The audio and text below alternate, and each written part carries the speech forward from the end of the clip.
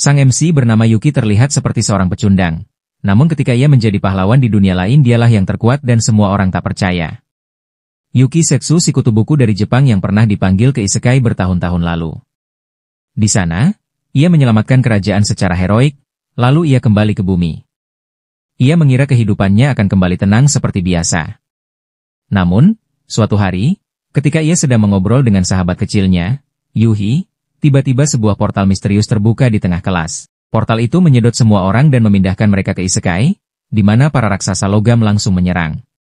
Semua teman sekelasnya panik dan berlarian ketakutan, namun Yuki yang sudah pernah berada di dunia ini menghadapinya dengan tenang. Tak lama, seorang gadis ksatria bernama Ruka muncul bersama pasukan kerajaan dan menghabisi para monster tanpa kesulitan sedikit pun. Mereka lalu dibawa ke istana dan bertemu dengan Raja Kerajaan Destinia. Raja menyebut mereka sebagai pahlawan dari dunia asing yang dipanggil untuk melindungi kerajaan. Semua orang tampak bingung, kecuali Yuki. Dari Raja, Yuki mengetahui bahwa setelah 5 tahun berlalu, Destinia kembali diserang oleh para iblis, dan kini Raja menaruh seluruh harapan pada teman-teman Yuki. Terpaksa mereka menerima tugas itu sambil menggerutu atas nasib buruk mereka. Keesokan paginya, teman-temannya mulai dilatih seni pedang dan sihir, sementara Yuki malah santai hingga tertangkap basah oleh Ruka. Ia mencoba mengingatkan bahwa dirinya adalah pahlawan yang pernah menyelamatkan kerajaan 5 tahun lalu. Namun Ruka tak mengingatnya sampai Yuki menunjukkan sikap kasar yang membuat Ruka patuh. Ruka kemudian membawanya bertemu 2 rekan lamanya yaitu Grain, seorang prajurit berotot, dan seorang penyihir cantik. Mereka memberi pertanyaan pada Yuki tentang kepergiannya setelah pertempuran dulu. Yuki pun menjelaskan bahwa ia terlempar kembali ke dunianya begitu pertempuran berakhir. Ia lalu menanyakan tentang rival lama mereka, Touma, namun Ruka menjawab bahwa mereka tak menemukannya. Kemudian, dalam rapat para ksatria, Raja memutuskan akan mengumumkan perang melawan para iblis. Grain mencoba menyadarkan Raja, namun Raja keras kepala menolak saran itu. Setelah rapat, Grain dan yang lain memberitahu Yuki bahwa perang tak bisa terhindarkan. Yuki pun bertekad menghentikan pertumpahan darah yang sia-sia ini. Sebelum memulai misinya, mereka menyusup ke penjara bawah tanah untuk mengambil pedang sahabat Yuki, Kuromaru. Yuki bersiap berangkat, namun Yuhi dengan mata sedih menghampirinya, khawatir akan keselamatan Yuki. Yuki memberi identitas aslinya dan meyakinkan bahwa ia pergi untuk bertemu kenalan lama demi menghentikan perang. Sebelum berpisah, Yuhi menata rambutnya menggunakan sihir api dan angin yang baru dipelajarinya, lalu berjanji akan menjadi kuat. Malam itu, dalam perjalanan, Yuki membunuh seekor iblis serigala yang hendak menyerang seorang pedagang wanita bernama Ruri. Awalnya, Ruri mengira Yuki berniat merampoknya. Namun Yuki menegaskan bahwa ia tidak mengincar hartanya. Ruri sulit mempercaya itu karena ia dibesarkan oleh kakeknya yang selalu berkata bahwa tidak ada kebaikan yang gratis di dunia ini. Saat Yuki hendak pergi, Ruri memohon agar ia mau menjadi pengawalnya untuk mengantarkan sebuah paket penting. Yuki sempat ragu, namun akhirnya setuju. Keesokan paginya, mereka tiba di kota pelabuhan Marson. Yuki terkejut melihat betapa pesatnya kota itu setelah 5 tahun. Ruri menghampiri pemilik kapal yang telah ia sewa untuk membawanya ke benua iblis. Namun, sang pemilik kapal menolak berlayar ke wilayah berbahaya itu. Ruri mencoba membujuk para pemilik kapal lain, tetapi semuanya menolak. Tiba-tiba, Yuki melihat beberapa petugas Destinia yang mencurigakan sedang meminta Ruri menunjukkan identitasnya. Mereka bahkan memaksa membuka paket yang dibawanya. Yuki segera turun tangan untuk menghentikan mereka. Ruri mengungkapkan bahwa rencananya untuk mencapai benua iblis adalah dengan membeli kapal sendiri. Mendengar itu, Yuki hanya bisa menghela napas, menyadari bahwa gadis ini kurang pintar. Namun, karena ia memang berencana pergi ke benua iblis, Yuki menawarkan untuk membawanya sekalian. Mereka pun menginap di sebuah penginapan. Di sana, Ruri menunjukkan sebuah barang berharga yang harus ia antarkan. Barang itu pernah diberikan kepada kakeknya untuk diperbaiki. Namun, sebelum wafat, sang kakek berpesan agar Ruri mengambil tanggung jawab mengembalikannya kepada pemilik aslinya. Saat melihatnya, Yuki langsung mengenali bahwa barang itu memiliki sihir perlindungan miliknya. Namun, karena benda itu rusak, ia mulai khawatir apakah pemiliknya masih selamat. Malamnya, Yuki terbangun oleh suara penjaga pelabuhan yang bertanya pada pemilik penginapan tentang mereka. Tak lama kemudian, para penjaga mendobrak masuk ke kamar. Yuki langsung mengangkat Ruri yang masih setengah tertidur dan melompat keluar jendela. Mereka terus dikejar hingga berada di jalan buntu. Yuki memancing para penjaga untuk menyerangnya, lalu kembali menggendong Ruri dan terjun ke laut. Namun, Yang mengejutkan, mereka mendarat di atas ekor naga laut bernama Leviathan yang ternyata adalah rekan lamanya. Yuki memintanya untuk mengantar mereka ke benua iblis, meninggalkan para penjaga. Beberapa waktu kemudian, mereka melihat sebuah pulau besar di kejauhan. Yuki menyatakan bahwa itulah benua iblis yang terkenal. Mereka pun tiba di sebuah pantai sunyi, namun mendadak disambut oleh seekor Shiken, si monster raksasa mirip cumi-cumi dengan tentakel yang menghantam air ganas. Levia, yang siap menghadapi tantangan, langsung maju menyerang. Ia bertarung sengit, memanfaatkan kekuatan fisik dan kemampuan elemen airnya. Pertarungan berjalan sengit, namun di tengah laga, Levia melirik ke arah Yuki, meminta bantuan. Yuki malah bersandar santai sambil tersenyum geli, memperlakukan pertarungan itu layaknya tontonan.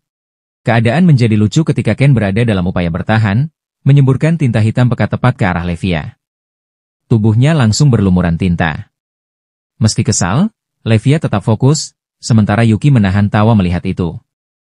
Akhirnya, Levia mengalahkan Ken dan mengubah wujudnya menjadi seorang wanita.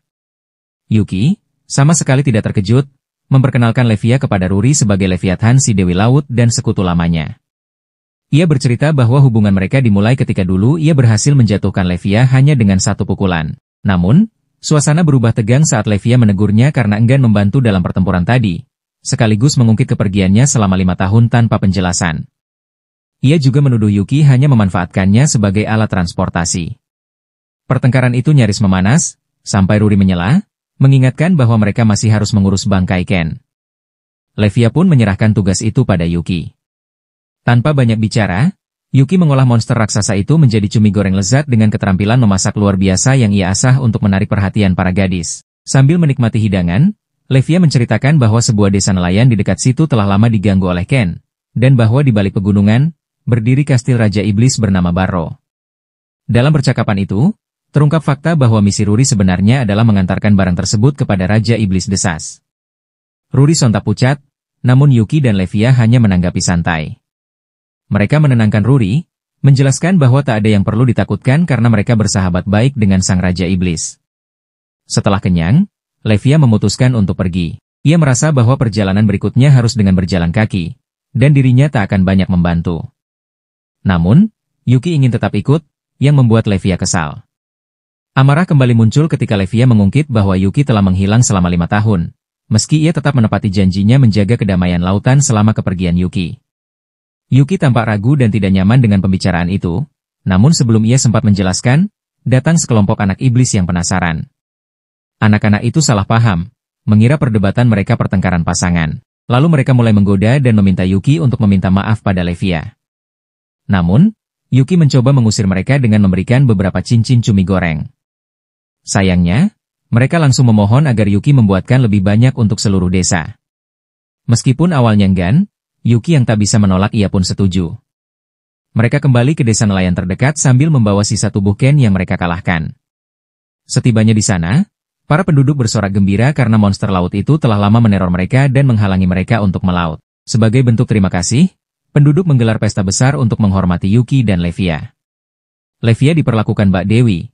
Ia menikmati anggur dan makanan terbaik sambil memuji Levia. Sementara itu, Yuki si pahlawan yang tidak terkenal kembali ke dapur, menyiapkan hidangan untuk seluruh desa. Ruri membantu mengatur pembagian makanan. Meski lelah, keterampilan memasak Yuki membuat semua orang terkesan. Di pesta, Levia dan Ruri berbincang. Ruri yang masih baru di kelompok itu penasaran dengan koneksi Yuki. Levia pun menceritakan petualangan mereka di masa lalu dan peran besar Yuki dalam membawa kedamaian ke dunia. Perlahan, Ruri menyadari pentingnya kehadiran Yuki. Keraguan yang ia miliki tentang kekuatan dan pengaruhnya pun menghilang. Ketika pesta hampir berakhir, tiba-tiba datang Brett, seorang prajurit iblis bertubuh besar, si pengawal pribadi Raja Iblis. Mereka mengira desa sedang diserang, ia pun masuk dengan sikap tempur. Namun, setelah melihat suasana damai, ia menenangkan diri dan menghampiri Levia serta Yuki. Brett menjelaskan bahwa ia awalnya mencari Levia, namun kini beruntung menemukan Yuki juga, karena ada harapan untuk menyelamatkan Raja Iblis.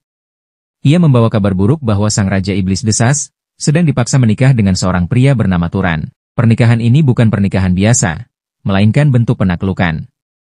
Turan menggunakan kalung kutukan untuk mengendalikan desas, menjadikannya budak. Yuki terkejut, apalagi ia belum pernah mendengar nama Turan sebelumnya.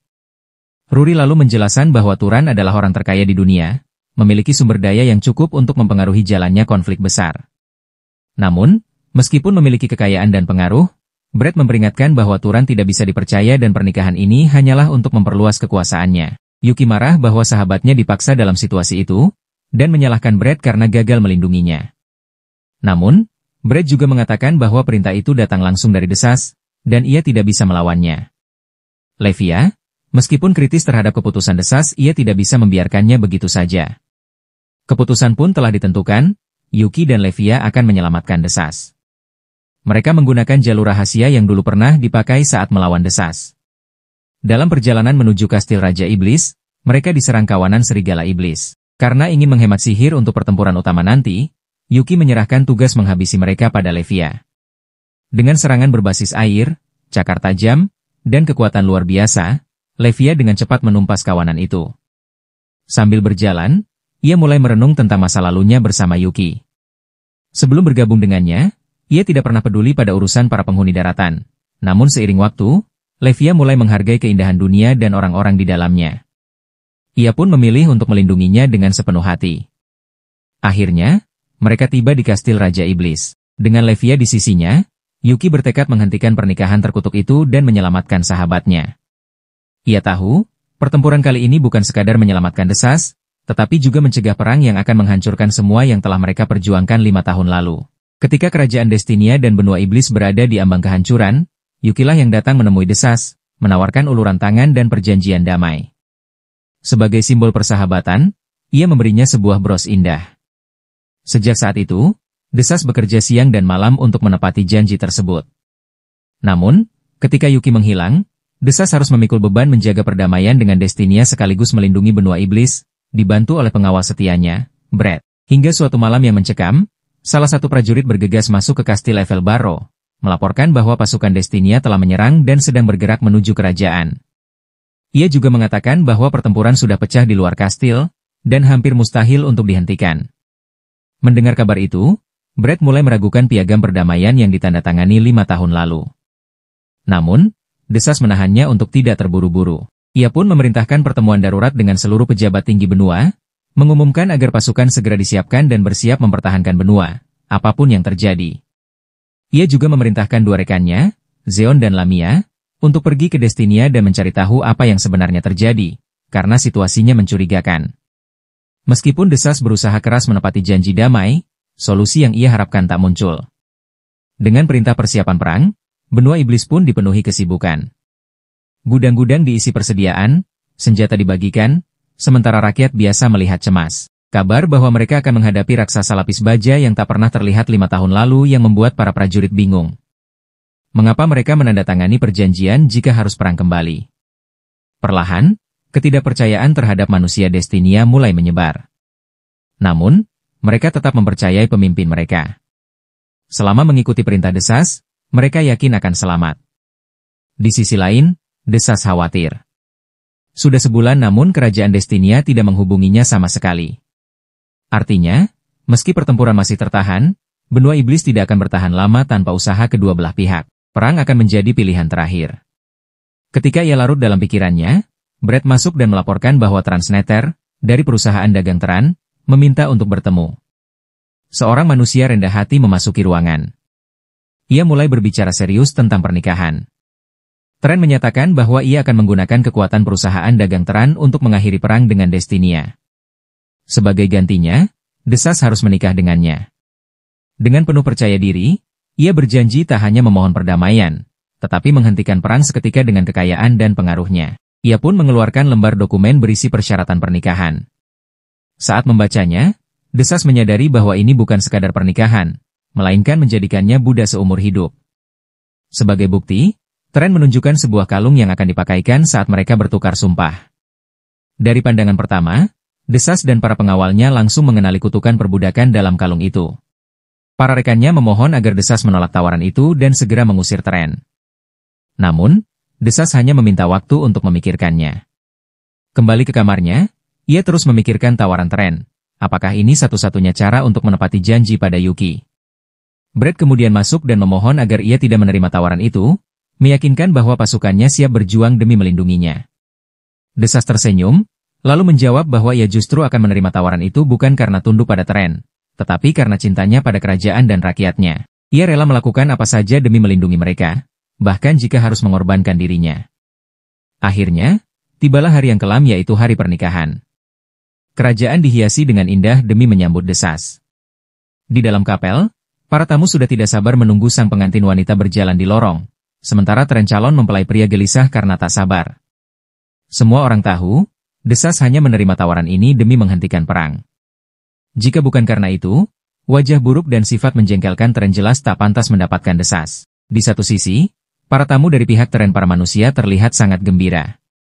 Di sisi lain, para iblis pengikut Desas menahan amarah, karena pemimpin mereka terpaksa menikahi pria yang menjijikan. Tak lama kemudian, pintu kapel terbuka. Desas masuk dengan gaun pengantin putih yang mempesona, melangkah perlahan menuju Tren. Upacara dimulai, dan mereka diminta untuk saling bertukar janji. Tren mengeluarkan kalung dengan kutukan perbudakan, bersiap memakaikannya pada Desas. Dengan lantang, ia menyatakan bahwa Desas, penguasa benua iblis, telah berjanji untuk tunduk padanya, dan pernikahan ini akan membawa perdamaian dan kemakmuran bagi bangsa iblis.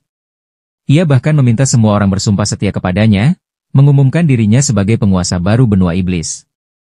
Bersama-sama, dan mereka akan melindungi dunia mengukir nama mereka dalam sejarah. Tren mengulurkan tangan untuk memakaikan kalung itu pada Desas. Sambil menunduk, Desas hanya bisa berdoa dalam hati, berharap bisa melihat Yuki sekali lagi sebelum terpaksa menikahi pria itu. Tiba-tiba, langit-langit kaca pecah dengan suara keras. Dari atas, sosok pahlawan Yuki yang telah lama dinanti muncul. Seperti pangeran dari dongeng, ia mengulurkan tangannya pada Desas dan berkata bahwa ia datang untuk menyelamatkan sang putri. Menyadari bahwa ia akan kehilangan Desas, Tren memerintahkan anak buahnya menyerang. Levia segera maju menggunakan kekuatan airnya untuk melumpuhkan mereka dalam sekejap.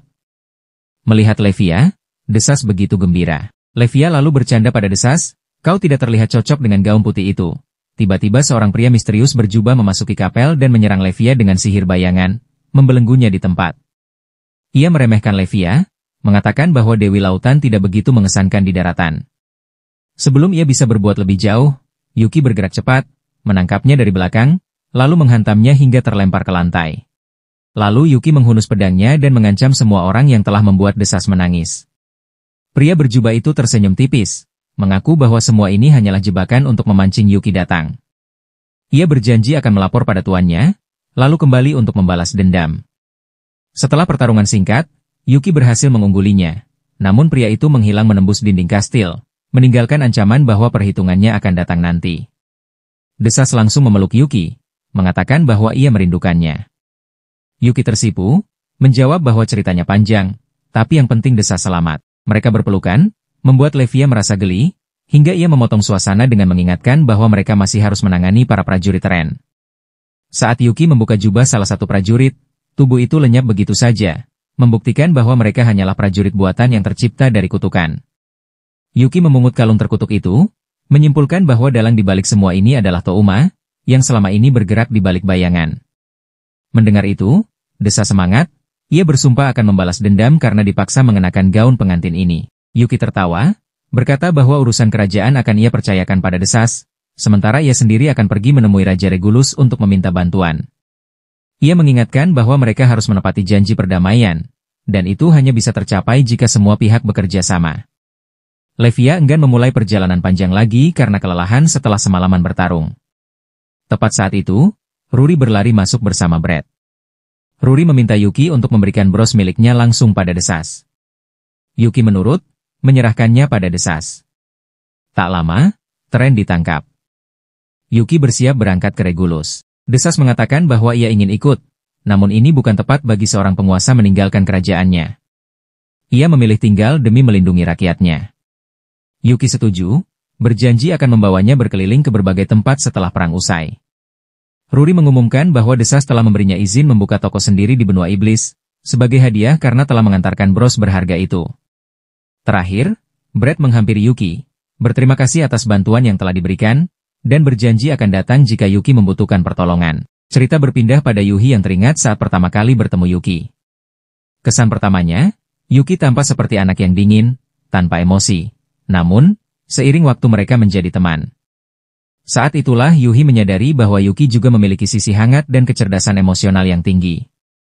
Suatu hari, ketika mereka berjalan pulang melewati papan reklame berisi poster sebuah akademi elit, Yuhi bertanya pada Yuki, apakah ia bisa masuk akademi itu jika ingin bersekolah di SMA yang sama dengannya. Namun, Yuki menjawab dingin, menyarankan agar Yuhi memilih jalur yang mudah daripada yang sulit. Menurutnya, hal itu hanya akan membuat Yuhi kesulitan di masa depan. Ucapan itu membuat Yuhi kesal. Ia pergi begitu saja, lalu memutuskan mendaftar ke akademi tersebut demi meningkatkan peluangnya masuk sekolah yang sama dengan Yuki. Namun, saat hasil ujian percobaan keluar, nilainya rendah sekali. Ia sadar bahwa akan sulit baginya untuk bisa bersama Yuki. Dalam perjalanan pulang ia kecewa, lalu sekelompok pemuda menghadangnya. Mereka mengejek, mengatakan bahwa hal itu di luar kemampuannya, dan menyuruhnya menyerah saja. Mereka bahkan mencoba memaksanya berhenti belajar. Tiba-tiba, Yuki muncul. Dengan tegas, ia meminta mereka berhenti mengganggu Yuhi. Para pemuda itu pergi sambil mengumpat. Yuki kemudian bertanya tentang rencana Yuhi. Yuhi menjawab sedih, bahwa meski orang berkata ia tidak mampu, ia tetap ingin bersekolah di tempat yang sama dengannya. Melihat Yuhi sangat kecewa, Yuki menawarkan diri untuk membantunya belajar. Lalu Yuki juga mengatakan ia tidak akan bersikap lunak untuk hal belajar. Kembali ke sekarang, di sebuah negeri asing yang nyaris tidak ia kenal, Yuho berlatih bersama teman sekelasnya sementara Yuki tidak ada. Yuki sendiri sedang berjuang di tempat lain, dan ia menunjukkan kemajuan lebih cepat dibandingkan yang lain. Suatu hari, Ruka memuji mereka karena sudah banyak berkembang, lalu memutuskan memberi mereka istirahat sebelum melanjutkan pelatihan. Namun, ketika Ruka dan Grain hendak pergi, Yuhi berlari menghampiri dan memohon agar diberi waktu latihan tambahan. Ia ingin terlatih dan menjadi kuat saat Yuki kembali. Ruka menatapnya cukup lama. Melihat tekad yang jelas di mata Yuhi, ia pun setuju. Ruka lalu mengajaknya naik ke puncak kastil. Dengan serius, Ruka berkata bahwa dunia damai ini diciptakan oleh Yuki. Saat ini, Yuki berada entah di mana, berjuang di bawah langit luas demi menjaga perdamaian itu. Ruka menegaskan, sebagai rekan Yuki, mereka harus selalu siap membantu. Yuhi mengangguk, mengatakan bahwa ia memahami betapa seriusnya situasi ini. Ia ingin berada di sisi Yuki dan bekerja keras untuk itu, tetapi mengakui dirinya masih kurang kuat. Ia lalu meminta Ruka mengujinya. Tanpa ragu, Ruka menyerang dengan pedang. Yuhi menangkis, dan mereka pun saling adu kekuatan. Setelah beberapa waktu, Ruka mengakui bahwa Yuhi lebih kuat dari yang ia perkirakan, bahkan memiliki bakat luar biasa dibandingkan lainnya. Namun, jika Yuhi ingin berdiri di sisi Yuki, ada satu hal yang masih kurang darinya. Ruka lalu membawanya ke lorong bawah tanah yang diterangi lampu minyak. Yuhi, seperti anak anjing yang gugup, lalu bertanya apa yang masih kurang darinya. Ruka menjelaskan bahwa ini adalah saluran pembuangan yang dipenuhi monster, dan kadang digunakan sebagai tempat pelatihan terakhir para prajurit. Mendengar itu, Yuhi langsung tegang dan bertanya makhluk macam apa yang akan ia hadapi di tempat ini. Tiba-tiba, Ruka berbisik bahwa sesuatu sedang mendekat dari kegelapan. Seluruh lorong bergetar, lalu muncullah seekor monster buaya raksasa. Yuhi ketakutan, tetapi Ruka berdiri di sisinya dan memintanya maju untuk menghadapinya. Mengumpulkan keberanian, Yuhi melangkah, namun monster itu meraung marah, membuatnya ragu. Ruka menyemangati dan meyakinkan bahwa ia punya cukup kekuatan untuk mengalahkan monster itu. Yuhi lalu menyerang dengan sihir api, yang hampir membakar habis monster tersebut. Dan ia mengira sudah menang. Namun, monster itu bangkit lagi, berdiri di atas dua kaki, dan melukai tangan Yuhi dengan cakar tajamnya. Meski kesakitan, Yuhi tidak menyerah. Ia kembali menyerang dengan api, melukai makhluk itu lebih parah. Ruka menyuruhnya menghabisi monster tersebut. Namun, Yuhi ragu. Hatinya yang lembut membuatnya enggan membunuh. Ruka mencoba meyakinkan bahwa meski kekuatan sihirnya hampir setara dengan miliknya, Yuhi harus belajar menghabisi musuh. Jika tidak, di medan perang, musuhlah yang akan membunuh teman-temannya. Jika ia ingin melindungi orang yang berharga baginya, ia harus siap bertarung sampai akhir. Melihat Yuhi masih ragu, Ruka akhirnya membunuh monster itu dengan sihirnya, lalu pergi tanpa banyak bicara. Yuhi merasa sedih karena belum mampu melakukannya sendiri. Tak lama, Tia sang penyihir mengetuk pintu kamarnya. Ia masuk, lalu menyembuhkan luka di tangan Yuhi dengan sihir. Tia meminta maaf atas sikap Ruka. Ia duduk di kamar Yuhi, ia mengatakan senang Yuki memiliki seseorang seperti Yuhi di dunia lain. Ia juga menjelaskan bahwa sebenarnya Ruka ingin menganggap Yuhi sebagai setara. Itulah sebabnya ia melemparkannya langsung ke pertempuran nyata agar menjadi kuat. Tia kemudian bertanya, mengapa Yuhi tetap ingin berada di sisi Yuki meski hidupnya terancam jika selalu bersamanya. Yuhi terdiam lalu menjawab bahwa sejak kecil, Yuki selalu membantunya. Ia adalah sahabat sejatinya dan bersama mereka belajar, bermain, bahkan menghadapi para pengganggu. Kali ini, Yuhi ingin membantu Yuki, dan menjadi tempatnya bersandar. Tia tersenyum mendengarnya. Tia menyampaikan pengakuan pada Yuhi, lalu mendoakan yang terbaik untuknya. Setelah itu, ia keluar dari kamar, menemui Ruka yang sudah menunggu di luar. Ruka tampak mengkhawatirkan Yuhi, dan Tia meyakinkannya bahwa Yuki itu kuat. Namun Ruka tahu bahwa saat ini Yuhi pun sudah cukup kuat untuk membela diri di medan perang. Meski begitu, Ruka tetap khawatir. Jika Yuhi bertarung bersama mereka, ia pasti akan menghadapi musuh yang sangat berbahaya. Tia juga menyarankan agar Yui yang memutuskan, dan apapun pilihannya, mereka semua harus menghormatinya. Keesokan paginya, Grain menemukan Yuhi bersandar di dinding dengan wajah murung. Mereka duduk bersama, dan Grain mengatakan bahwa ragu untuk mengambil nyawa orang lain adalah hal yang wajar bahkan jika itu demi melindungi orang yang berharga. Saat Yuhi bertanya apa yang menjadi motivasi dan tekad Grain untuk bertarung, Grain menjawab bahwa ia memilih membuat orang lain menderita daripada melihat orang terdekatnya yang menderita. Namun, ia menegaskan bahwa Yui harus menemukan tekadnya sendiri, bukan mengandalkan nasihatnya, karena Yuki pun pasti ingin Yuhi membuat keputusan hidupnya sendiri. Beberapa waktu kemudian, Yuhi meminta Ruka menemaninya kembali ke saluran bawah tanah yang dipenuhi monster. Tak lama, seekor monster buaya raksasa muncul dari dalam air. Ruka memperingatkan bahwa jika Yuhi memaksakan dirinya, ia bisa hancur sendiri. Namun, Yuhi dengan tegas memintanya untuk menyaksikan tekadnya. Yuhi menyerang monster itu dengan sihir api, lalu berkata pada Ruka bahwa monster itu belum mati dan ia hanya membakarnya sementara dengan kekuatannya. Ruka bingung dan Yuhi menjelaskan bahwa tekad hidupnya adalah untuk tidak mengambil nyawa siapapun, tetapi pada saat yang sama ia tidak akan pernah kalah. Ruka memandangnya kagum, mengatakan bahwa ia benar-benar terkesan. Namun, untuk mempertahankan prinsip itu, Yuhi harus memiliki kekuatan yang jauh lebih besar. Dan Yuhi hampir melompat kegirangan, berjanji akan menjadi lebih kuat demi melindungi semua orang yang ia sayangi. Keesokan harinya, Grain memanggil semua ksatria baru dan mengumumkan bahwa raja telah mengeluarkan dekret yaitu mereka harus pergi berperang demi melindungi kerajaan Destinia. Ia meminta semua orang mempersiapkan diri. Bagi Yui, ini menjadi kesempatan pertamanya untuk ikut bersama yang lain ke medan perang. Sementara itu, Yuki dan Levia sedang berada di kereta menuju benua berikutnya. Yuki terlihat kesal melihat Levia bersantai sambil mengunyah camilan, seolah sedang liburan. Dengan mulut penuh makanan, Levia berkata bahwa untuk saat ini yang bisa ia lakukan hanyalah makan dengan senang hati, karena ia akan membutuhkan banyak energi saat mereka tiba di benua Beasman.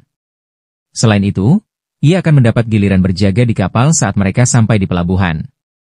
Ia bahkan mengejek Yuki, mengatakan bahwa itu adalah bayaran paling kecil untuk mempekerjakan Dewa Laut secara gratis. Yuki membalas bahwa karena perang, semua kapal berhenti beroperasi, sehingga satunya cara adalah dengan memanfaatkan bantuan Levia. Ia memintanya menggunakan sihir pemindahan agar mereka bisa langsung sampai ke tujuan. Namun, Levia mengatakan bahwa sihir pemindahan itu rumit, memerlukan persiapan bertahun-tahun dan kekuatan sihir yang luar biasa, bukan sesuatu yang bisa dilakukan secara instan. Yuki akhirnya membiarkan Levia terus mengunyah camilan, enggan memperpanjang perdebatan dengan si cerewet itu. Tiba-tiba, kereta berhenti mendadak. Yuki dan Levia segera memegang senjata, bersiap menghadapi bahaya yang tidak terduga. Namun, sebelum mereka sempat bergerak, dua penumpang mencoba naik ke kereta. Saat Yuki melihat mereka, ia langsung mengenali salah satunya si cengeng Alize. Benar saja, melihat Yuki lagi setelah sekian lama, Alize langsung menangis bahagia. Setelah duduk, perjalanan dilanjutkan, dan Yuki memperkenalkan Alize kepada Levia sebagai rekannya ketika ia pertama kali dipanggil ke dunia ini. Dengan bangga, Alize menyebut dirinya murid terbaik Yuki, yang diajari dasar-dasar pertarungan olehnya. Ia lalu memperkenalkan adiknya, Amele. Akhirnya, Alize bertanya kemana Yuki menghilang selama 5 tahun. Melihat situasinya tidak tepat untuk membahas hal itu, Yuki mengatakan akan menjelaskannya nanti. Ia kemudian meminta Alize menemaninya ke benua Beasman dan membantunya seperti 5 tahun lalu. Namun, Alize tampak sedih. Ia mengatakan sebenarnya ingin sekali ikut, tetapi saat ini ia sedang terlibat dalam masalah serius. Sejak Yuki menghilang, ia mengambil pekerjaan berburu monster agar tidak kehilangan kemampuan bertarung. Suatu hari, ia menerima permintaan dari seorang warga desa untuk membunuh seekor naga. Itu terjadi di desa Zro, sebuah desa yang dikenal tenang dan indah. Ia diminta tinggal bersama seorang gadis bernama Amel untuk sementara waktu. Dari Amel, ia tahu bahwa gadis itu memiliki kakak laki-laki yang pergi membunuh naga, tetapi tak pernah kembali. Sejak itu, Amel hidup sendirian di desa tersebut. Melihat keadaannya, Alize meminta Amel menganggapnya sebagai kakak, dan ia memutuskan tinggal bersamanya untuk sementara waktu. Mendengar ini, Yuki bertanya apakah kakak Amel hilang karena dibunuh naga. Namun, Alize menjawab belum tentu. Setiap kali naga itu menyerang, beberapa penduduk desa menghilang, dan bukan hanya kakak Amel saja. Biasanya, jika naga menyerang, akan ada bukti pertempuran yang tertinggal. Tetapi kali ini, tidak ada jejak sama sekali. Yuki menyimpulkan bahwa ini bukan serangan biasa. Levia menambahkan bahwa ini lebih mirip kasus Spirit Away. Alize pun berpikir bahwa satu-satunya cara adalah dengan mengalahkan sang naga. Ia mengambil langkah drastis yaitu menonaktifkan pelindung desa yang menahan kekuatan jahat, dengan tujuan memancing naga itu datang dan menghabisinya. Sesuai rencana, naga raksasa itu muncul pada tengah malam. Pertarungan sengit pun terjadi.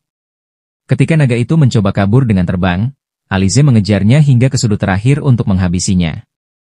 Namun, ia kehilangan jejak. Saat kembali ke desa, ia terkejut mendapati seluruh penduduk desa telah menghilang kecuali Amel yang bersembunyi ketakutan di sudut ruangan. Keesokan paginya, Alize memutuskan pergi ke kota untuk mencari seseorang yang bisa merawat Amel. Dan di sanalah ia akhirnya bertemu Yuki dan Levia. Tujuannya yaitu menemukan kakak Amel dan membuat gadis itu bisa hidup damai kembali di desa. Namun, ia sama sekali tidak mengerti trik apa yang sedang dimainkan oleh sang naga. Yuki mengatakan bahwa ia belum pernah mendengar tentang naga penculik sebelumnya. Tetapi karena murid kesayangannya sedang dalam masalah, ia bersedia membantu. Levia pun setuju untuk ikut membantu. Perjalanan mereka berlanjut di tengah hujan deras. Sambil duduk di dalam kereta, Levia mulai mengutarakan teori anehnya tentang hilangnya para penduduk. Teori pertama seperti cerita horor yaitu seluruh desa berubah menjadi zombie karena ulah seorang penyihir jahat. Sambil memasang wajah menyeramkan, ia menceritakan bahwa para zombie itu adalah Walking Dead yang diam-diam hidup di antara warga. Amel menanggapi dengan serius, mengatakan bahwa tidak ada penyihir di desanya. Yuki ikut memotong pembicaraan, menjelaskan bahwa teori zombie tidak masuk akal karena zombie biasanya bertambah banyak, bukan hilang begitu saja. Namun, Levia membalas dengan mengatakan bahwa mereka mungkin adalah zombie udara yang bisa menghilang entah kemana. Ketika Yuki bertanya tentang naganya, Levia menjawab bahwa itu mungkin naga zombie. Ia bahkan mengarang cerita bahwa di pedesaan pernah ada legenda tentang seekor zombie yang berubah menjadi naga. Mendengar itu, Yuki menepuk kepalanya sendiri, meminta Levia untuk berhenti mengarang dan menyuruh lebih serius. Tak mau kalah, Levia mengemukakan teori tentang para siren. Menurutnya, hilangnya para pelaut sering dikaitkan dengan nyanyian siren yang memikat mereka ke laut. Namun, Yuki menatapnya tidak percaya karena desa itu terletak di pegunungan. Levia malah menjawab bahwa mungkin siren itu tinggal di gunung karena menyukai makanan di sana. Amel Oun ikut menanggapi, menjelaskan bahwa monster laut punya bau khas yang bisa dikenali dari jauh, jadi kemungkinan itu juga tidak benar. Anehnya, pemikiran gila Levia menular pada Yuki. Ia mengajukan teori bahwa semua ini mungkin ulah alien. Menurutnya, di dunianya, manusia percaya bahwa alien datang dari bulan dengan piring terbang untuk menculik manusia. Kali ini, giliran Levia yang menepuk kepala Yuki. Yuki lalu berpikir lagi, mungkinkah naga yang menyerang desa itu berasal dari spesies maju yang mampu mengubah diri menjadi manusia dan hidup di antara warga desa namun? Levia langsung bertanya, jika benar begitu, kenapa naga itu tidak membuat Alize menghilang juga? Sebelum ada yang sempat menjawab, kusir kereta mengumumkan dengan cemas bahwa mereka tidak bisa melanjutkan perjalanan karena hujan deras dan banjir. Levia bertanya pada Alize apa yang akan ia lakukan setelah sampai di kota. Alize menjawab bahwa ia akan kembali ke desa Zero untuk mencari bukti terkait penduduk yang hilang. Yuki masih penasaran mengapa naga itu terus menyerang desanya. Levia menanggapinya santai, mengatakan bahwa mungkin naga itu sekadar lapar atau mungkin ia tertarik oleh kekuatan sihir tertentu. Ia menjelaskan bahwa ada jenis sihir yang bisa menarik monster masuk ke dalam desa, dan beberapa monster memang datang karena tertarik padanya. Tapi, tetap saja, itu tidak menjelaskan misteri hilangnya para penduduk. Meskipun itu sihir, hal tersebut tetap tidak menjelaskan mengapa para warga bisa menghilang tanpa jejak. Mereka seharusnya berada di suatu tempat. Yuki mulai mencoba menyusul logika dari kejadian itu dan bertanya apakah sihir pemindahan digunakan terlebih dahulu untuk memindahkan para penduduk desa ke suatu tempat, lalu menyerang desa. Setiap kali hal ini terjadi, naga selalu terpancing oleh kekuatan sihir tersebut. Alize yang kebingungan menjawab bahwa setiap sihir pasti memiliki pemilik, lalu bertanya apakah Yuki sedang menuduh bahwa ada seseorang yang bersembunyi di desa saat semua orang menghilang. Yuki menimpali bahwa sebaiknya ia menanyakannya langsung pada sang pemilik sambil menunjuk ke arah Amel. Tak lama kemudian, Amel menjadi defensif. Alize yang gugup mencoba membela Amel, mengatakan bahwa Yuki tidak bisa menyalahkannya karena ia adalah korban. Namun Yuki mengingatkan bahwa Amel sendiri pernah mengatakan bahwa monster laut memiliki bau khas seperti Levia. Tetapi Levia yang merupakan dewa laut tidak pernah membiarkan kekuatannya bocor. Hal ini jelas menunjukkan bahwa Amel mencurigakan dan mungkin sudah mengetahui rahasia Levia. Lalu Yuki bertanya bagaimana Amel mengetahui tentang Levia. Yang kemudian mata Amel berubah merah. Dengan nada datar, ia berkata bahwa dirinya tahu sedikit tentang monster. Seketika, ia menghancurkan kereta dengan kekuatan sihirnya, lalu berubah menjadi naga, membuktikan bahwa kecurigaan Yuki benar kalau Amel adalah seekor naga yang menyamar. Amel langsung menyerang mereka dengan bola-bola api. Yuki terus menghindar dan meminta Alize untuk mengambil alih, sementara ia mengaktifkan pedangnya dengan kekuatannya, lalu menebaskannya ke arah naga tersebut. Alize melompat ke udara, menyerang naga itu secara langsung, dan berhasil membunuhnya. Setelah itu, Yuki pergi bersama Levia menuju desa Beasman. Sementara Alize kembali ke desa, ia masih larut dalam kenangan manis tentang Amel. Namun tiba-tiba, ia melihat Amel berdiri di depan pintu rumah, diikuti oleh seekor monster besar. Refleks, Alize mengarahkan pedangnya ke arah mereka. Amel hanya tertawa dan berkata bahwa Alize bodoh jika mengira ia sudah mati.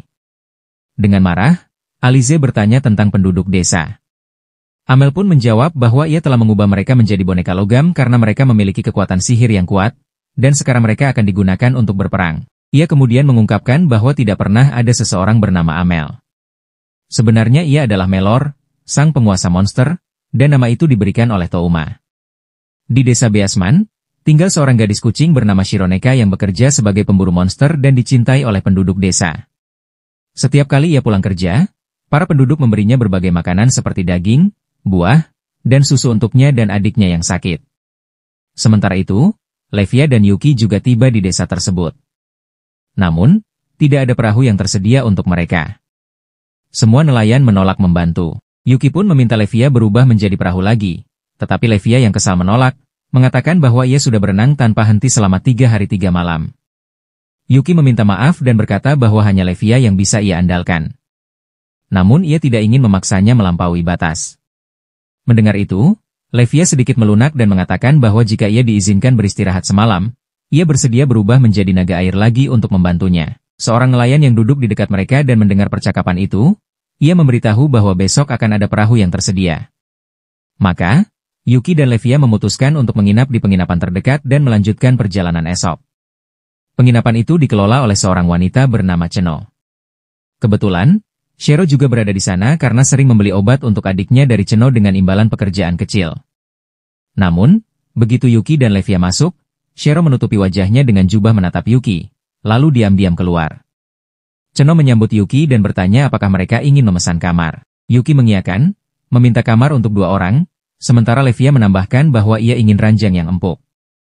Yuki juga bertanya apakah ada toko makanan enak di sekitar sana. Cheno memberitahu bahwa ada restoran yang menyajikan masakan tradisional Beasman. Di rumahnya, Shero sedang memberi makan adiknya, Mineko, sambil memikirkan tawaran pekerjaan yang diberikan Cheno yaitu membunuh Yuki. Cheno berjanji, jika Shero melakukannya, ia akan mendapat obat gratis untuk Mineko yang terkena kutukan. Demi menyelamatkan adiknya, Shero akhirnya memutuskan untuk menerima pekerjaan itu. Malam harinya, ia kembali ke penginapan dan menemui Cheno, yang memberitahu bahwa Yuki dan Levia sudah tertidur. Shero memandang Cheno seperti kakak sendiri, karena Cheno selalu memberinya obat dan juga mengurus anak-anak yatim di desa. Ia bahkan mengusulkan bahwa setelah pekerjaan ini selesai, mereka bertiga bisa tinggal bersama. Cheno menolak itu, tetapi mengizinkannya memanggil dirinya kakak. Ia lalu memberikan kunci kamar Yuki dan Levia kepada Shero, menyuruhnya menyelesaikan pekerjaan. Shero masuk ke kamar diam-diam. Ia memanjangkan kuku tajamnya, lalu menebas ke arah Yuki. Namun yang ia kena hanyalah kasur dan kapas Yuki ternyata telah menipunya dengan sihir ilusi. Yuki memanfaatkan kesempatan itu untuk menendangnya keluar jendela, lalu bertanya apakah ia salah satu anak buah Touma. Shiro menjawab bahwa ia tidak tahu siapa Touma, tapi ia tetap akan mengambil nyawanya. Mengatakan itu, ia berubah menjadi setengah beast dan menyerang Yuki dengan bola api. Yuki menghindar dengan pedangnya dan memperingatkan agar ia tidak menggunakan kekuatan itu di tengah desa, karena bisa membakarnya habis. Ia kemudian memukul wajah Shiro, membuatnya terlempar dan jatuh menimpa toko kosong. Begitu Shiro pingsan, Yuki dan Levia memeriksa tubuhnya, lalu menyadari bahwa ia memancarkan energi kutukan yang ia dapatkan dari seseorang. Beberapa waktu kemudian, Shiro terbangun di rumahnya. Ia segera bersiap untuk menyerang Yuki lagi, tetapi Mineko menghentikannya. Mineko menjelaskan bahwa Yuki menemukannya pingsan dan membawanya pulang. Yuki kemudian memberi isyarat halus kepada Shiro agar mengikuti cerita bohongnya, supaya Mineko tidak mengetahui soal misi pembunuhan tersebut. Shiro yang cepat memahami situasi itu berterima kasih pada Yuki. Yuki menjawab bahwa ia tahu Shiro melakukan berbagai pekerjaan berbahaya demi adiknya yang sakit. Namun ia mengungkapkan bahwa Mineko sebenarnya tidak menderita penyakit, melainkan terkena kutukan. Yuki berjalan mendekat, menyentuh kalung di leher Mineko dengan sihir pembatal kutukan, dan mengatakan bahwa kutukan itu sangat kuat. Mendengar hal tersebut, Shiro jatuh berlutut dan memohon agar Yuki menyelamatkan adiknya. Ia berjanji akan melakukan apa saja sebagai balasannya. Yuki menegaskan bahwa ia pasti akan menyelamatkan Mineko, tetapi memperingatkan bahwa proses penghapusan kutukan mungkin akan terasa tidak menyenangkan. Mineko sendiri memintanya untuk lanjut dan tidak perlu mengkhawatirkannya. Tak lama kemudian, Mineko berbaring di ranjang untuk menjalani ritual penghapusan kutukan. Yuki mengangkat tangannya, mengaktifkan senjata gluton, dan memerintahkannya untuk melahap kutukan tersebut. Senjata itu terbelah menjadi dua, lalu mulai menyedot energi kutukan dari tubuh Mine. Namun, tiba-tiba pemilik penginapan, Kuro, muncul dari belakang dan berkata bahwa mereka tidak bisa melakukannya tanpa izinnya. Ia melemparkan belati ke arah Yuki, tetapi Shiro bergerak cepat dan menahannya dengan tubuhnya. Kuro dengan nada mengancam mengatakan bahwa Shiro bukan hanya gagal melaksanakan perintahnya, tetapi juga melindungi targetnya. Ia pun menyatakan akan membawa Yuki sebagai tawanan. Levia segera menyerangnya dengan sihir air, namun Yuki memperingatkan bahwa Kuro sangat kuat. Levia, dengan penuh percaya diri, menyatakan bahwa ia adalah dewa laut. Kuro kemudian menggandakan dirinya menjadi banyak bayangan dan mengepung Levia dari segala arah. Meski begitu, Levia berhasil menghancurkan semua bayangan itu dengan pedang airnya. Setelah berhasil menjebak Kuro, ia bertanya tentang Touma dan tujuannya. Ia berjanji tidak akan membunuhnya jika ia berkata jujur. Kuro menjawab bahwa tujuan Touma adalah menjadi dewa dan memusnahkan semua spesies di dunia. Setelah mengatakan itu, Kuro menghilang. Mine berlari memeluk Shiro sambil berkata bahwa ia sudah sembuh berkat Yuki. Yuki kemudian menunjukkan kalung terkutuk yang dipakai Mine kepada Levia, dan mengatakan bahwa itu sama seperti kalung terkutuk yang pernah Tren berikan pada Desas. Ia mengejek Touma karena memiliki ambisi menjadi dewa, namun menegaskan bahwa jika Touma berniat menghancurkan dunia, ia tidak punya pilihan selain menghajarnya agar sadar. Keesokan paginya, Yuki dan Levia menyewa perahu untuk melanjutkan perjalanan. Levia masih mengomel karena kurang tidur. Saat mereka dalam perjalanan menuju Beast King, mereka melihat Shiro dan Mine di tepi sungai. Yuki meminta nelayan menghentikan perahu. Shiro menawarkan diri untuk ikut demi membantu dalam pertempuran, berjanji bahwa mereka akan berguna. Yuki menoleh pada Levia, yang mengangguk setuju, lalu meminta kedua saudari itu untuk ikut. Di kerajaan Beasman, sang raja dihadapkan pada dua pendapat yang bertolak belakang, yaitu satu pihak ingin ia merebut wilayah manusia dan iblis, sementara pihak lain ingin tetap menjaga perdamaian. Sementara itu, Yuki dan rombongannya sudah sampai di gerbang istana, tetapi para penjaga menghalangi mereka masuk. Tiba-tiba, Yuki mendengar suara yang familiar. Dari atas, seorang gadis melompat turun dengan dramatis, ternyata Roa, si putri raja. Ia menginjak para penjaga, lalu memeluk lengan Yuki sambil berkata gembira bahwa baunya masih sama seperti dulu. Namun, ia tiba-tiba menguji kemampuan Yuki. Sayangnya untuknya, Yuki sudah berpengalaman untuk terjebak dan dengan cepat mengalahkannya. Roa tertawa bahagia, mengatakan bahwa ia tidak pernah meremehkan Yuki sebagai tuannya. Namun, Yuki menolak, mengatakan ia tidak akan menjadi masternya. Melihat kemesraan mereka, yang lain nyaris merasa mual. Roa kemudian membawa mereka menemui ayahnya, sang kaisar. Dalam perjalanan, ia bertanya mengapa Yuki tiba-tiba menghilang dan tidak kembali.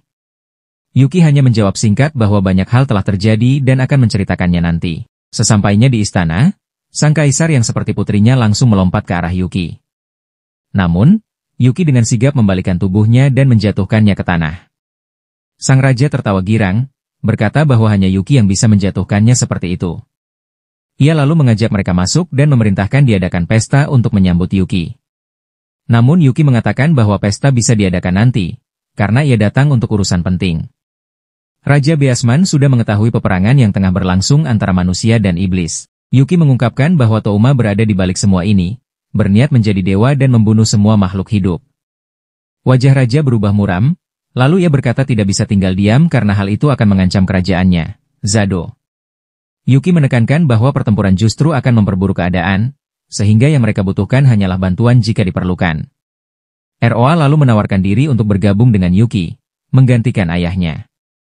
Saat mereka sedang berdiskusi, seorang pria bertubuh kekar masuk ke istana dengan marah. Ia berteriak bahwa manusia dan iblis adalah musuh alami mereka, dan mengingat kondisi kerajaan yang sudah terancam, mereka tidak bisa mengirimkan pasukan sebagai bantuan untuk negara lain.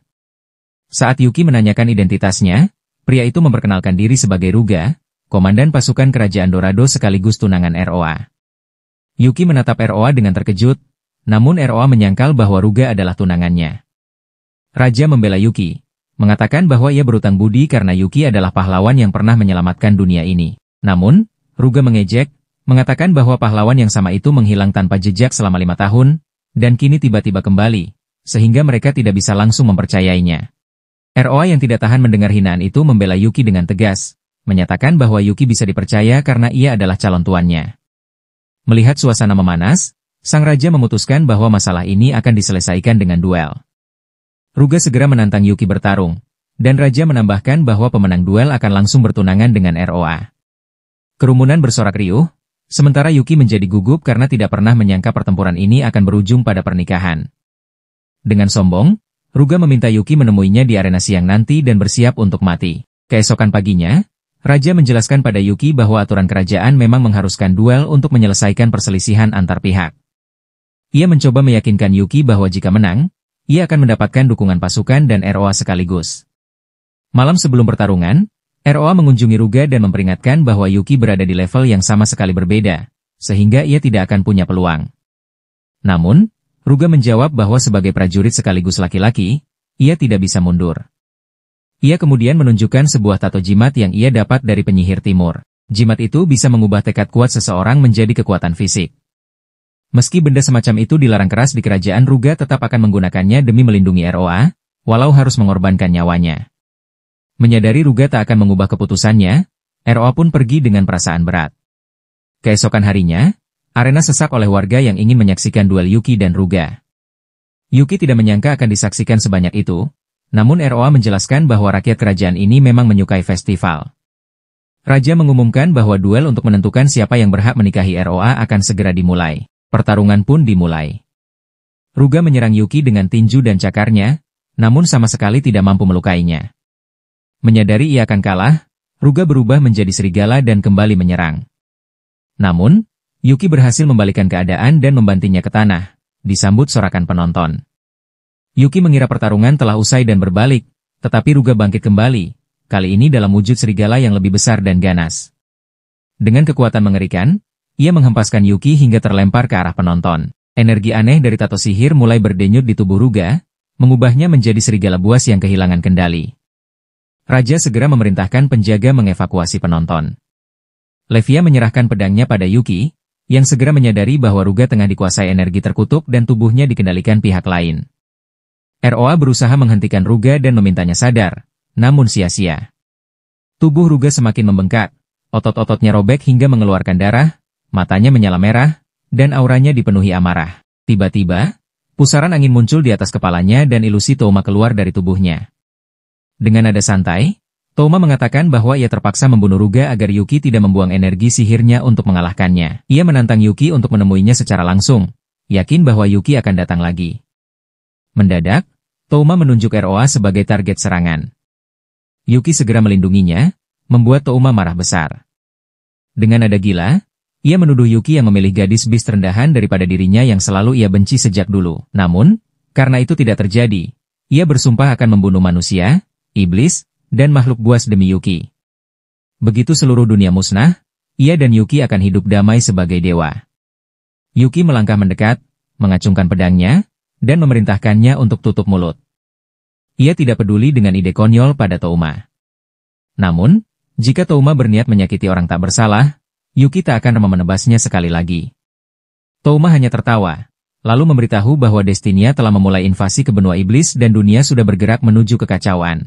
Ia lalu menantang Yuki, jika memiliki waktu dan kekuatan, silakan hentikan semuanya. Ia juga menyatakan bahwa suatu hari nanti, ia pasti akan mengalahkan Yuki, sebelum menghilang. Setelah pertempuran, Raja meminta maaf kepada Yuki karena telah menyetujui pertempuran bahaya itu. Namun Yuki memintanya untuk menyimpan rasa marahnya nanti, karena mereka harus segera berangkat ke benua iblis untuk menghentikan Touma. Raja segera memerintahkan agar kapal disiapkan secepatnya, memastikan pasukannya akan melakukan persiapan tanpa menunda waktu. 10 tahun lalu, Yuki dan Touma pertama kali dipanggil ke dunia ini melalui sebuah portal. Mereka mendapati dirinya berada di sebuah istana asing, disambut oleh para ksatria dan seorang raja yang terlihat gembira. Raja itu mengumumkan bahwa mereka adalah para pahlawan yang datang untuk menyelamatkan negeri. Yuki, yang berwatak tegas, langsung protes.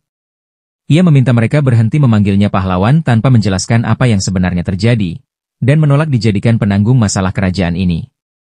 Namun, lambat laun, Yuki mulai beradaptasi dengan kehidupan di sana. Ia mempelajari berbagai taktik dan teknik bertarung. Sementara itu, Touma yang pemalu dan penakut masih merindukan kampung halamannya terus mengeluh ingin pulang. Touma selalu memandang Yuki sebagai senior dan menirunya.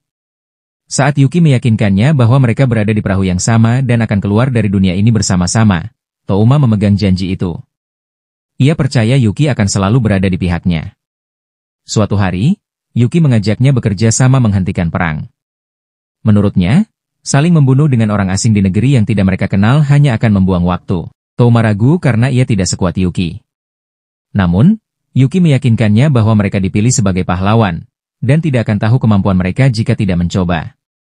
Yuki menegaskan bahwa mereka berasal dari tempat yang sama. Dan ia berjanji akan melindungi Touma. Beberapa hari kemudian, Yuki memutuskan meninggalkan Destinia untuk menjelajahi dunia asing ini. Tujuannya adalah menghentikan perang sekaligus mengumpulkan informasi tentang dunia dan aturannya. Touma tidak bisa ikut karena masih lemah dan ketakutan. Namun, sebelum berpisah, ia berjanji bahwa saat Yuki kembali, ia akan menjadi cukup kuat untuk menghentikan perang dan bertarung di sisinya. Waktu berlalu, musim berganti. Saat Yuki berjuang di luar sana menghentikan perang dan mempelajari dunia, Touma justru bertempur demi Destinia. Suatu hari, ia dianugerahi gelar Ksatria Perak karena berhasil mempertahankan Destinia dengan luar biasa. Ia menerima pedangnya langsung dari raja, dan mulai dikenal sebagai pahlawan pemberani kerajaan itu. Rakyat dan pasukan Destinia menaruh harapan padanya, berdoa agar suatu hari ia memimpin bangsa ini. Touma bangga dengan ketenaran barunya, namun tetap menanti kembalinya Yuki. Ia merasa telah memenuhi janjinya untuk menjadi kuat, baik secara pribadi maupun politik, dan berharap bisa segera mengakhiri perang. Hingga suatu hari, ketika Destinia diserang oleh kerajaan lain dan Touma memimpin pasukan, ia tanpa sadar memasuki sebuah gua aneh. Di dalamnya berdiri patung wanita tanpa kepala yang memegang kalung. Setelah membunuh seorang prajurit musuh yang bersembunyi, Touma berniat keluar. Namun tiba-tiba, gua itu dipenuhi cahaya gading, dan patung itu mulai berbicara. Wanita itu merayunya, mengatakan bahwa ia tahu segala kebencian dan kegelapan dalam dirinya. Touma mengabaikannya dan hendak pergi, sampai wanita itu mengaku mengetahui apa yang paling ia inginkan. Touma terdiam, bertanya apa sebenarnya keinginannya. Satu-satunya yang terlintas di benaknya hanyalah Yuki karena janjinya untuk menjadi kuat agar bisa bertarung di sisinya. Namun, kalung di patung itu memancarkan energi aneh yang kemudian merasuki tubuh Touma, membuat matanya berubah menjadi merah terang. Ia keluar dari gua itu dengan pikiran masih dipenuhi ucapan wanita tersebut. Tiba-tiba, seorang ksatria mendatanginya dengan pesan darurat dari ibu kota yaitu gencatan senjata telah diumumkan atas nama perdamaian. Semua pasukan diminta kembali, dan perjanjian damai akan segera ditandatangani. Ksatria itu juga mengatakan bahwa para pemimpin yang menandatangani perjanjian damai akan melewati kerajaan ini, dan mereka harus menjamin keselamatan rombongan itu. Tak lama kemudian, sebuah kereta lewat di hadapannya. Saat melihat ke dalam, ia mendapati Yuki tengah bercakap santai dengan para rekannya. Yuki sempat menatapnya sebentar lalu kembali berbincang. Perjanjian damai pun ditandatangani di istana. Semua orang bersorak untuk Yuki, yang kini dikelilingi teman-teman baru. Namun, hati Toma dipenuhi rasa kesepian. Ia mengira setelah sekian lama tidak bertemu, Yuki akan meluangkan waktu bersamanya. Kerajaan merayakan kedatangan Yuki dan berakhirnya perang. Semua tampak bahagia. Akhirnya, Toma melihat Yuki sendirian di puncak kastil. Ia berjalan menghampirinya dan memuji kerja kerasnya. Yuki mengapresiasi usaha Toma yang telah berjuang sekuat tenaga untuk melindungi kerajaan. Namun, sebelum Toma sempat membalas, Ruka dan yang lainnya memanggil Yuki untuk bergabung dalam pesta perayaan. Yuki pun meminta maaf, lalu beranjak meninggalkan Toma lalu berjalan ke arah mereka. Tiba-tiba, setelah ragu cukup lama, Toma memberanikan diri mengingatkan Yuki tentang janjinya, lalu bertanya apakah mereka sebaiknya kembali ke dunia asal. Namun, Yuki tidak tertarik meninggalkan kerajaan. Ia mengatakan bahwa perang bodoh ini akhirnya berakhir, dan masih banyak hal baru di negeri asing ini yang ingin ia lihat. Begitu mendengar itu, suara wanita dari gua kembali terngiang di telinga Toma, mendorongnya untuk membenci Yuki karena dianggap egois. Suara itu terus meyakinkan Toma bahwa Yuki telah berubah dan tidak lagi menepati janjinya. Saat Yuki mulai berjalan pergi, energi terkutuk kembali menguasai tubuh Toma. Kalung itu memancarkan cahaya kutukan, mengubahnya menjadi sosok maniak. Ia memanggil Yuki dan bersumpah akan membunuh siapapun yang menghalangi mereka. Melihat perubahan itu, Yuki terkejut dan mencoba menghentikannya. Namun, Toma telah sepenuhnya dikuasai kutukan yang kuat. Pertarungan sengit pun terjadi. Hingga akhirnya, Yuki berhasil menebas kalung terkutuk Toma tepat saat Toma juga menyerangnya. Ledakan energi besar meledak di antara mereka. Ketika Ruka dan yang lain tiba di atap kastil, mereka mendapati sebuah kawah besar, namun Toma maupun Yuki tak terlihat. Ternyata Toma selamat, kembali ke gua misterius itu. Di sana, ia mengetahui bahwa ia dapat membentuk pasukan pengikutnya sendiri. Sejak saat itu, Toma resmi menjadi musuh bebuyutan Yuki. Di sisi lain, seperti yang telah diperingatkan Toma, kapal-kapal Destinia yang mengangkut para prajurit dan teman kelas Yuki menuju benua iblis. Sang jenderal memerintahkan pasukannya untuk mengerahkan seluruh kekuatan guna memusnahkan iblis, karena itu adalah perintah langsung dari raja. Di geladak kapal, Grain, Ruka, Yuhi, dan Tia bersiap. Tia menggunakan bola sihirnya untuk mendeteksi keberadaan sihir. Tak lama, ia menangkap jejak sihir Toma di pulau terdekat. Ia menegaskan bahwa musuh sebenarnya bukanlah para iblis, melainkan Toma. Grain mengingatkan bahwa para jenderal dan pasukan sedang bersemangat menghancurkan iblis. Jika mereka mengungkapkan bahwa Toma adalah dalangnya, kemungkinan mereka akan dianggap sebagai mata-mata. Ruka berpendapat jika mereka tidak bertindak sekarang, perang sia-sia dengan para iblis akan dimulai. Yui menyatakan keyakinannya pada Yuki. Ia yakin Yuki sedang berusaha menghentikan perang, dan tugas mereka hanyalah memberi waktu sebanyak mungkin untuknya. Tia setuju, menambahkan bahwa mereka harus berusaha meminimalkan korban, dan Yuhi adalah orang terbaik untuk itu. Mereka pun menyatukan senjata, bertekad membantu Yuki dan menghentikan perang demi mengembalikan perdamaian. Tak lama kemudian, kapal Destinia tiba di benua iblis.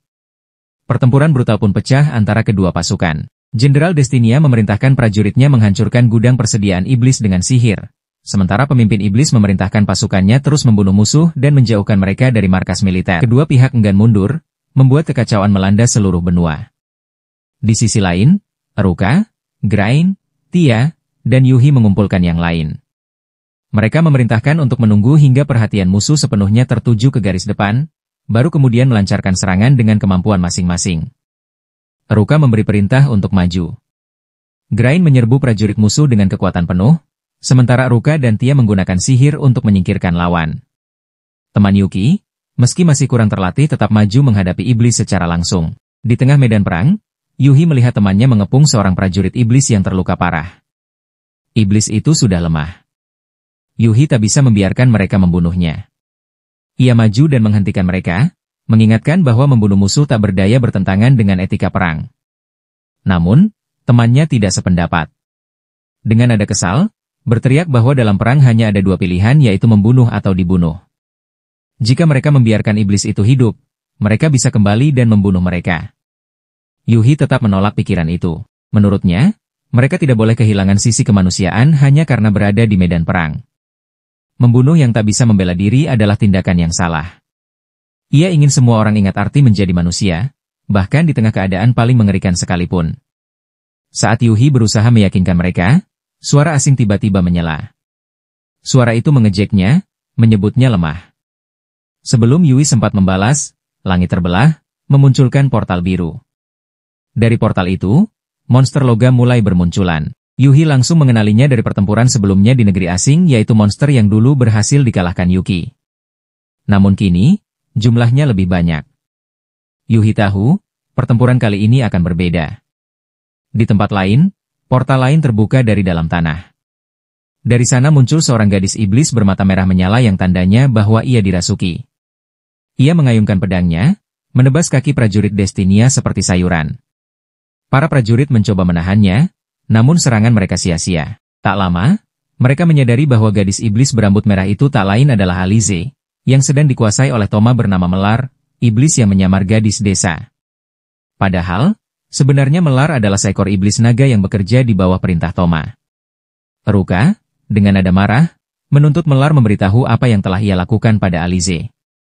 Melar menjawab dengan sinis bahwa Alize sangat kuat, sehingga ia mengubahnya menjadi boneka untuk memanfaatkan kekuatannya.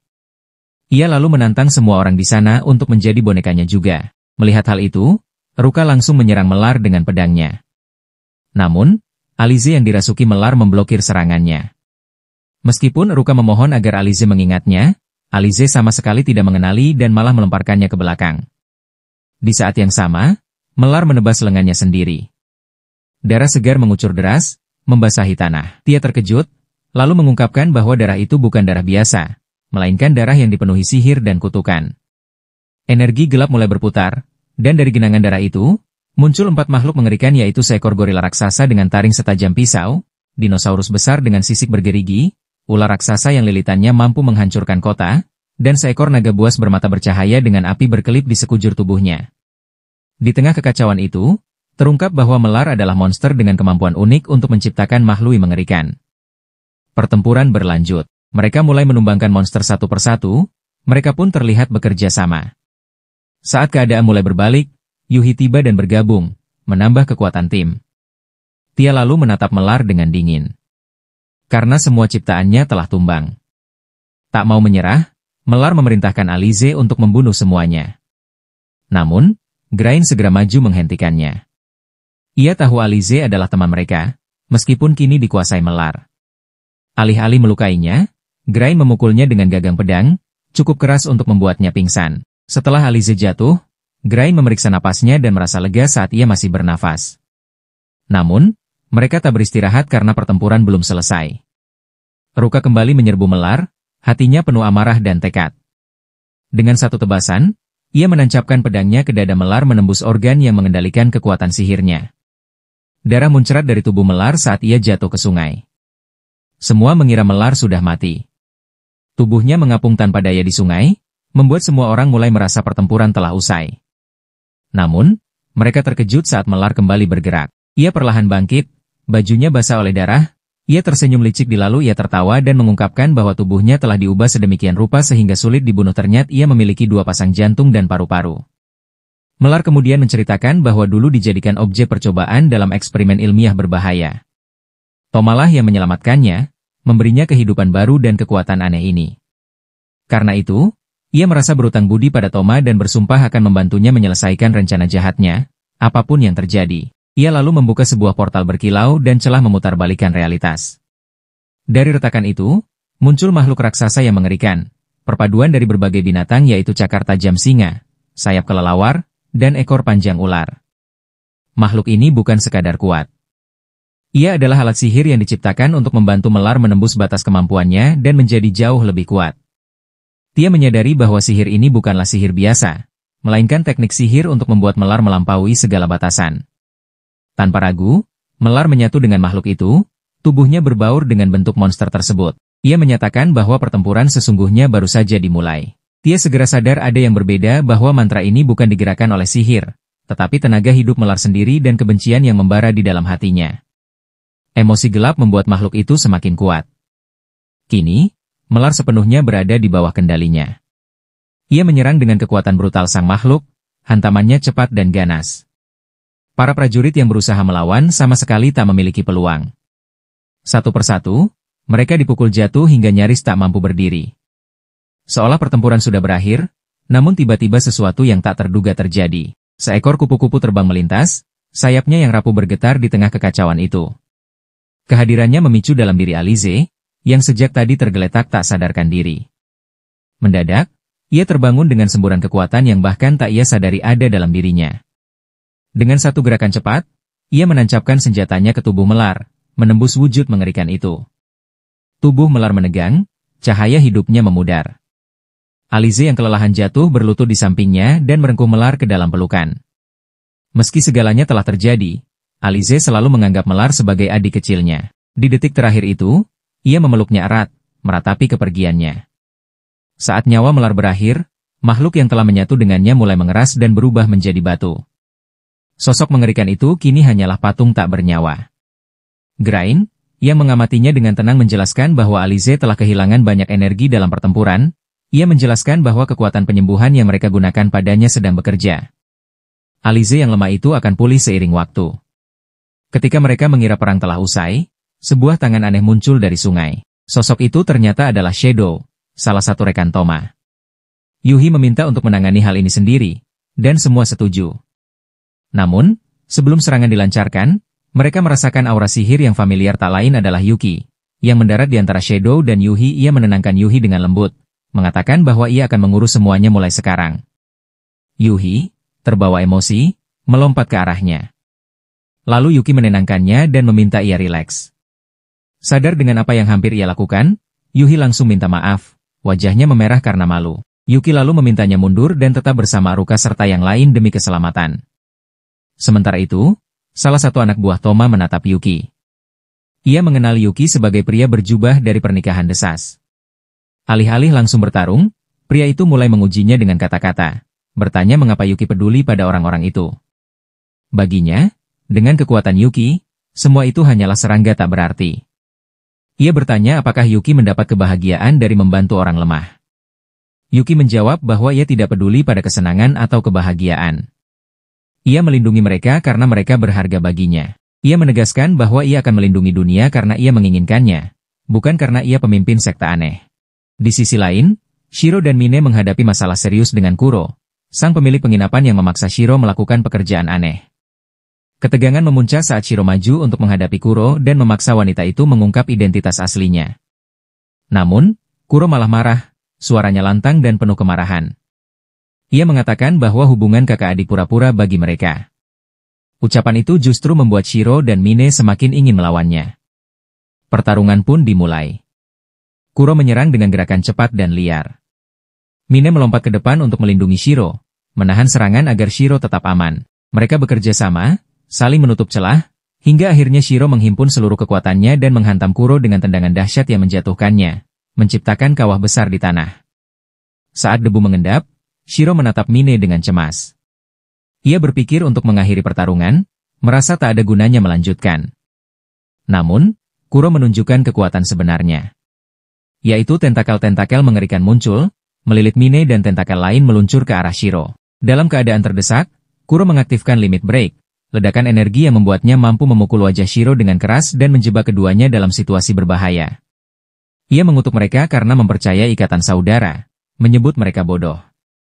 Tiba-tiba, Shiro melompat dan bergabung dengan Mine. Mereka menggabungkan kekuatan Bismerge, berubah menjadi satu wujud. Bersama, mereka menyerang Kuro, membuatnya terpental.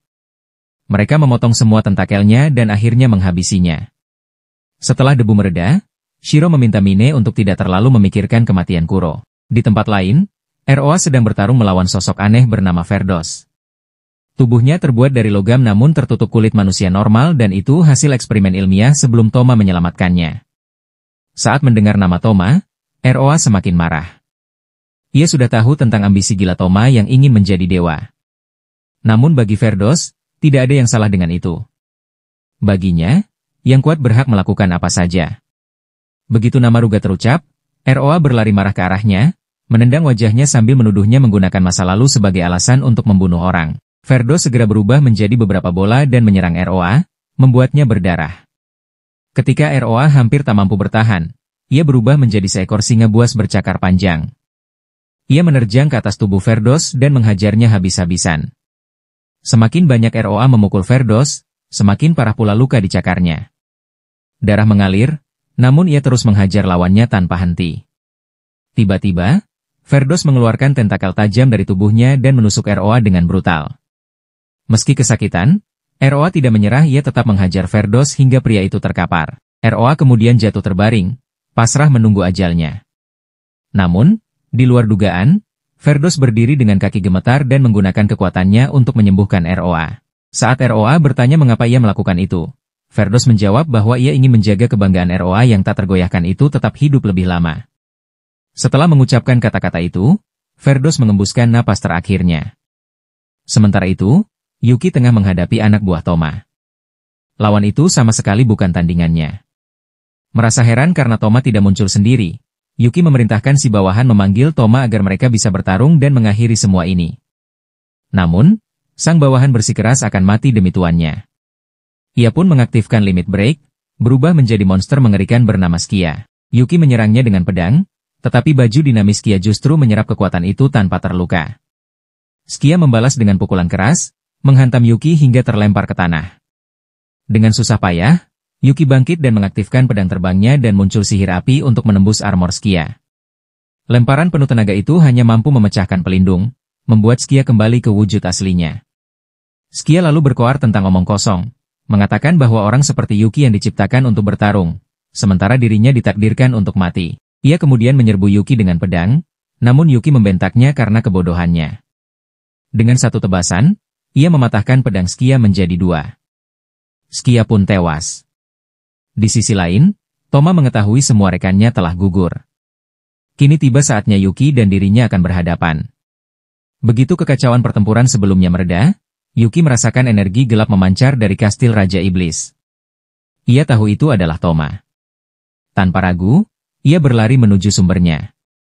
Setibanya di sana, ia melihat pemandangan kelam yaitu Desas dan Levia tergeletak tak berdaya, tubuh mereka penuh luka. Toma berdiri di atas mereka, matanya menyala yang menyiratkan rasa tidak amannya yang dalam. Melihat Yuki, Toma tersenyum sinis dan berkata bahwa ia sudah tahu Yuki akan datang. Yuki sadar, hanya kata-kata tak akan mampu mengubahnya. Tanpa pikir panjang, ia langsung menyerbu Toma. Benturan pertama mereka mengguncang kastil, retakan menjalar hingga ke awan di langit. Pertarungan berlangsung sengit. Yuki menangkis serangan liar Toma dengan keteguhan hati, namun lawannya mampu menekan balik dengan rentetan serangan cepat. Sebuah tebasan terbang mengenai Yuki, melukainya, memaksanya mencari celah lain untuk menang. Dalam satu momen cepat, Yuki berhasil melucuti senjata Toma, namun bukannya mengambil pedang itu, ia memilih bertarung dengan tinju. Ia menghajar Toma tanpa ampun, melampiaskan semua frustrasi ke setiap pukulan. Toma tidak mau kalah. Ia mundur sejenak, menenangkan diri, lalu mengubah pedangnya menjadi laser mengerikan. Sekali tembak, senjata itu menghancurkan sebuah gunung, meninggalkan lubang besar. Meski begitu, waktu isi ulangnya cukup lama, memberi Yuki kesempatan untuk mendaratkan beberapa pukulan telak. Toma kemudian mengubah senjatanya menjadi gun untuk membanjiri Yuki dengan tembakan. Namun Yuki punya senjata rahasia yaitu pedang suci Gluton, dapat menyerap serangan lawan. Pedang itu menelan energi tembakan Toma, memberi Yuki keberanian baru. Ia melancarkan dua tebasan terbang beruntun yang menembus pertahanan Toma dan melukainya. Desas dan Levia yang mulai pulih turut bergabung, menyemangati Yuki di tengah pertempuran. Sambil terus menyerang, Yuki mengingatkan Toma bahwa ia sepenuhnya sendirian dan sebaiknya menyerah. Kata-kata itu menusuk dalam, menyentuh ketakutan Toma akan kesepian. Dalam keputusasaan, Toma mengerahkan kekuatan penuh. Batu terkutuk di tangannya mengubah senjatanya menjadi bentuk grotes. Ia menyerang Yuki tanpa henti, dan Yuki hanya bisa menghindar. Dalam satu kesempatan, Toma mengarahkan senjatanya ke teman-teman Yuki. Beberapa tembakan berhasil diblokir, namun sebagian mengenai target. Yang mengejutkan, tak seorang pun terluka karena mereka berhasil menciptakan perisai pelindung dari kekuatan persahabatan mereka, menandakan eratnya ikatan di antara mereka. Momen ini memberi Yuki celah yang ia butuhkan. Didorong oleh dukungan temannya, ia melancarkan serangkaian tebasan cepat, menghantam senjata Toma dan menghancurkannya. Suara logam pun pecah bergema di udara. Di seluruh penjuru kastil, tanda-tanda dominasi Yuki semakin terlihat. Ia memanfaatkan momen itu dan melancarkan tebasan terakhir yang menghantam Toma, seolah mengakhiri pertempuran.